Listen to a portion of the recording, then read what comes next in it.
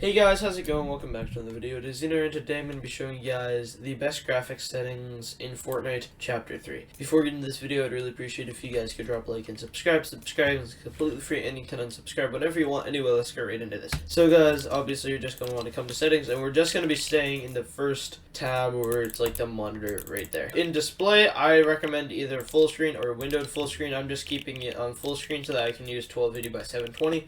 For frame rate limit, put it one higher than what your monitor hertz is. So if you have a 60 hertz monitor, put it at 120. If you have a 120 hertz monitor, put it 144 hertz monitor, 160, and so on. Personally, I have a 75 hertz monitor, so I am going to cap my FPS at 120 because 75 is between 60 and 120. So you want to put your FPS cap one of these tabs higher than your monitor frame rate. And if your monitor frame rate, I'm gonna say if your monitor frame rate is like 240 or 360, just cap it at your hertz, monitor frame rate, hertz, whatever. Graphics, I recommend for brightness you put it between 150 and 100. I'm keeping it 100. For user interface contrast, don't put it over 1.1. Also try not to put it under like 1.3. For colorblind mode, you're either going to want to use Tritanope or off. If you're using Tritanope, put the strength between 5 and 10, because the game, especially during the night, is a pretty darker game. So it's better to have for specifically the night. If you're using off for your colorblind, I'd suggest putting your brightness between 130 and 150. Whereas if you're using Tritanope, I suggest putting your brightness between 100 and 120. Going down to the graphics quality, we're doing graphics quality in advanced options in the same thing. When you're on DX11, which I'm not, you will have more options to change. I'm not going to go into those because they're more complicated. But I recommend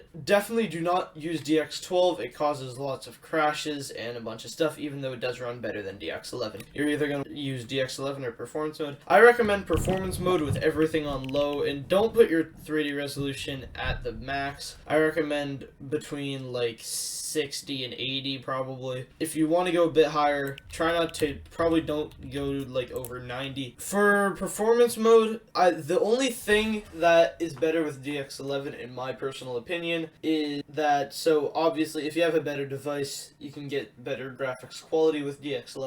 But also, DX11, it's easier to see the storm, but performance mode, I feel like it's way easier to see through the storm, even though it's still pretty clear through the storm with DX11. For performance mode, meshes high or low, I recommend if you have a lower end PC, putting low. If you have a higher end, like if you have like lower end PC, or you're like a competitive player, just want to get as many frame rates as possible, as much frame rate as possible, as much FPS as you can, put your meshes on low. But if you have a higher end PC, you're like a content creator, you don't want your viewers to be disgusted. I am a content creator, but I still prefer, personally, I'd suggest putting it on high, especially if you have a better computer, because high is easier to see through, when low you cannot see through the builds to see your enemy at all. So yeah, that's really all I have for this video. I hope this video did help you guys, and if you did end up using any of these settings I recommended, or if this video did end up helping you in any way, I'd really appreciate if you guys could drop a like and subscribe. Subscribe is completely free, and you can unsubscribe whenever you want. Anyway, I will see you guys in the next one.